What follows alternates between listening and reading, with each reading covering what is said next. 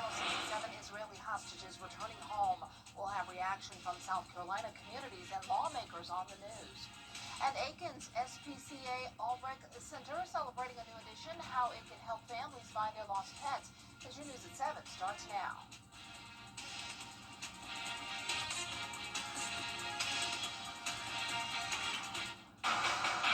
Live from Television Park, this is WJBF News Channel 6 at 7. Good evening, everyone. I'm Dee Griffin. Thanks so much for joining us for your coverage you can count on. We're beginning tonight with a $1,000 reward being offered for arrest information in a shooting involving a sheriff's deputy in Burke County. It happened late Saturday night on Virginia Avenue in Waynesboro. Police say thousands of people were at a block party. As deputies tried to break it up, shots were fired, leading to 3 people being injured, including a deputy. We have some information that we're looking into and seeing if that pans out, but we also know there was a ton of people there. So any information that anybody has, we are offering a reward that would allow them to come forward. They can either come forward by name if they'd like, or they can remain anonymous and provide us with the information. And if that information is credible and checks out and leads to an arrest, then the sheriff's office is offering a reward to compensate that person for their information. The deputy was grazed and a second person shot in the leg. They were both released from the hospital that night. A third victim remains in critical condition. Richmond County investigators need your help identifying a person wanted for murder. That person on your screen is accused of stabbing 30-year-old Martin Gordon last night. Look very closely there. Deputies say they received a call to the parking lot of the Village West Shopping Center. That's on Washington Road where Helms College is located. The victim died at the scene. Well, South Carolina's Attorney General has issued a legal opinion that could impact how hate crimes are handled at the local. It's time now for a first look at our weather, and Chief Meteorologist Jenna Petracci joins us. And I think I asked you earlier during the news break, the commercial break, I was like, do you get tired of seeing the same thing over and over? Because we have had a great stretch of nice weather. Yeah, I feel like it's been this way really over the past couple of months. Of course, we've had days here and there where it's been rainy or we've had a few storms, but it's been very dry lately. We definitely could use some rain, but it is great for outdoor plans. I mean, it's just been beautiful outside. We've had so many clear days, and we have a great sunset happening now. This is our Terry Lambert Hyundai Skyview Cam in Swainsboro. Today's almanac shows that we had a low right at average, 54 this morning, and then our high was 4 degrees above average as we made it to 84. Now we're down to 75 in Augusta, 72 in Barnwell. Louisville and Millen, you're at the 80-degree mark. Wrightsville at 80 as well, 79 in Washington, and 80 in Sandersville. Dew points are pretty low. We do have this dry air moving in with a wind out of the north. 5 miles per hour sustained in Augusta, 6 in Edgefield. Occasional gusts up to around 10 to 15 miles per hour, but overall a peaceful night in store. High pressure is building in, and for the rest of your evening, we'll keep it clear, getting down to the mid-60s by 11 p.m. and plenty of sunshine to look forward to over the next few days and getting even a little bit cooler. More details coming up, but back to you, Dee. All right, thanks so much. We'll see you in a few more minutes. Well, a state representative calling on Aiken County leaders to take action in the Horse Creek Valley area. This comes after a town hall meeting last week where people who live in the Burnett Town and Gloverville area showed lots of concerns about the rise in crime and homelessness. Graham Lee reports. Jennifer Morris attended last Monday's town hall meeting. She hopes the talk will soon turn into action. I think it was a productive meeting that the sheriff and Melissa Ormis were able to see that we're really serious about wanting changes and not backing down. Everybody just has to be proactive. After hearing those concerns, District 84 Rep. Melissa Aremus has taken matters into her own hands. Aremus has sent a 2-page letter to Aiken County Council requesting county leaders to take action in the area she says has been neglected for far too long. And the county can't just turn a blind eye because it's been overlooked for so many years since the mills closed.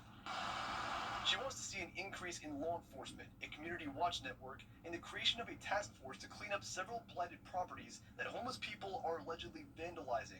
These are turning into like meth houses and places where drugs are being made. And then you'll see a burned down one or half burned down is because some kind of drugs have exploded. Remus is also calling on county leaders to launch projects to beautify the valley area with grass cutting, litter removal, and reinvestment programs to attract small businesses. But those good people that make up this community are are still there, and they deserve to have a nice community to live, work, and play. I definitely think we are maybe not last on the list, but we're low on the list. And you're looking for action to be taken so that changes. Right. Our whole community, we're fighting for change. Ormus is having ongoing conversations with Sheriff Marty Sawyer about the best course of action, but she is hoping to sit down with county council soon. We'll reach out, and we have reached out to county leaders for comment, but have not yet heard back. Well, no easy solutions for Augusta City leaders as budget season kicks off. Commissioners being presented with the administrator's recommendations for next year. The 2026 budget starts with a more than $7 million shortfall because Rescue Act funds are no longer available. So the recommendation to commissioners, a 3% across the board spending cut that could cost jobs and increase in property taxes. It's not one thing over the other. We got to go end to end to ensure that we kind of balance this thing out and just ensure that we kind of set the tone appropriately going forward. So, you want a tax increase? I think eventually, that's going to be something that's going to have to be. City leaders will get into the details of the budget at a work session on Thursday. Well, North Augusta may move its city elections to November to save money and get more people voting. North Augusta holds city elections in April off the federal cycle. Each election costs $10 to $14,000 just for staffing and administration. Turnout is low, they say, and moving elections to November could boost participation and make voting easier. Many of our citizens leave North Augusta and go to Aiken, Evans, Augusta, Martinez, Beach Island to work, and their employers aren't going to understand why their employer is asking them to go leave to vote in the local election. We had about 15% voter turnout this last year, which is abysmal. We want to give everybody the opportunity to vote. Once approved, it takes just 2 readings, and the new election dates could be official next week. Early voting for Georgia's November election is underway. Through the 31st, you can cast your ballot in person in Richmond County. You have 4 locations to cast your ballot. Those hours are 8:30 a.m. until 6 p.m. Saturdays, you can also vote, and on Sunday, October 26th, you can vote only at the Linda W. Beasley Room at the Municipal Building. Columbia County voters can go to Building G3 on Ronald Reagan Drive or at the former Uchee Creek Library in Grovetown. Hours are 8 until 5, Monday through Friday, and you can also vote on Saturdays. Election day is Tuesday, November 4th. After 2 years, Hamas released all 20... ABC News, Los Angeles. Plenty of sunshine this week with dry conditions until we get to Sunday. But even on Sunday, the rain chance is decreasing rather than increasing. And I'll have a look at your futurecast for that when we return.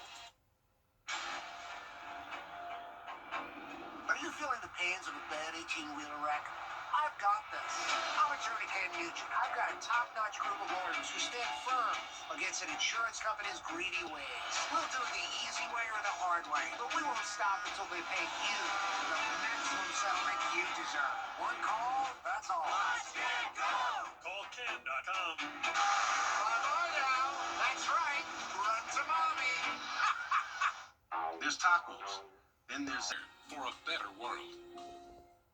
Kevin Federline drops a Britney Spears bombshell. E.T. with his only TV sit-down. Why he says he fears for her life. I have to sound the alarm. Tonight on E.T. Tonight at 7:30 on News Channel 6. Now, your most accurate forecast with WJBF Live 5/6. Welcome back. I want to start out with a very special shout out to St. John Methodist Church in Graniteville, South Carolina. Today I had the honor of attending their senior group luncheon, and you are looking at photos of some of the sweetest people I have ever met in the CSRA.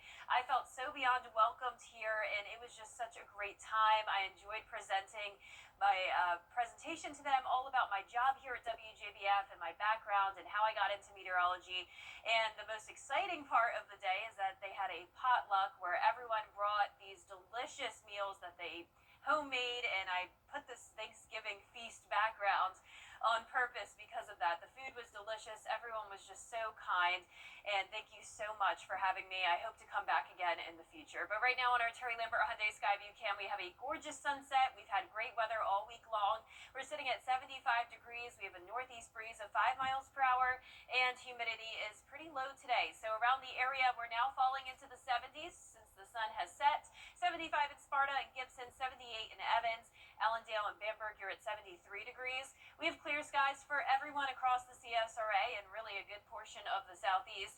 A bit more cloud cover along the coastline as this area of low pressure moves out to sea and high pressure is building into the area. So tomorrow is going to be another fantastic day. Sunny skies over at the Western Carolina State Fair in Aiken. We're going to be warm again in the afternoon, getting to the low 80s. But low temperatures are going to be on the chilly side, especially by Friday and Saturday morning.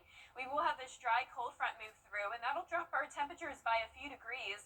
But overall, many days ahead will be right around average in the mid-50s, just that brief cool down. And notice humidity is falling as well, down to dew points in the 40s on Friday. So that means no rain expected through Saturday.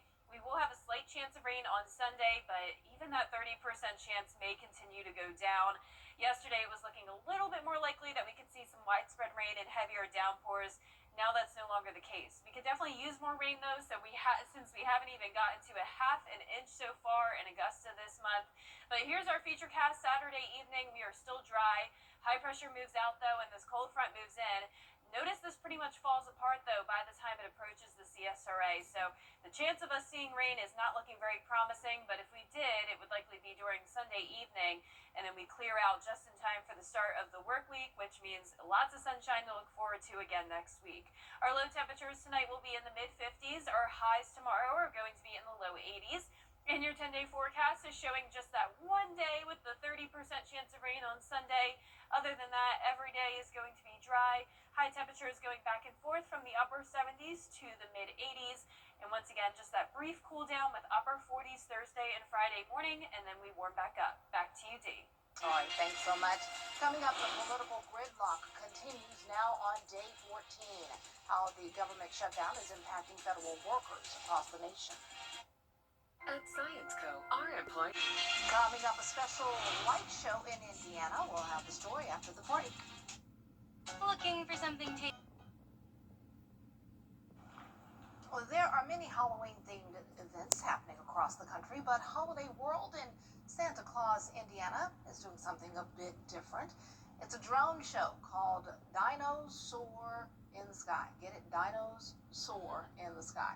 500 drones fly in the sky and all kinds of fossil formations with some pyrotechnics on the ground. It's pretty cool. Wow, that's super cool. It's amazing that you can do that nowadays. Yeah, and I love that they have Holiday World, so you have fun there if you love all of the different holidays, I guess. And Santa Claus, Indiana has Halloween. That is too funny to me. That is so cool. Wow, look at that. What a display. Well, our forecast is going to show nice clear skies over the next several days. Really not too many changes here, just that brief drop in temperatures going down to the upper 40s Friday and Saturday morning. Definitely will need a thicker coat than what you've been used to wearing over the past few days. That's going to be noticeably cooler.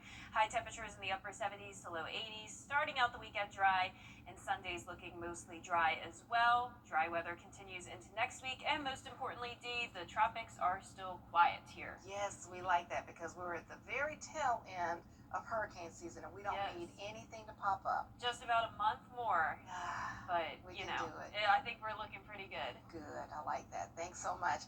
Thank you for joining us. Our next news is right here on News Channel 6 at 11. Entertainment Tonight is next. Have a great but safe evening.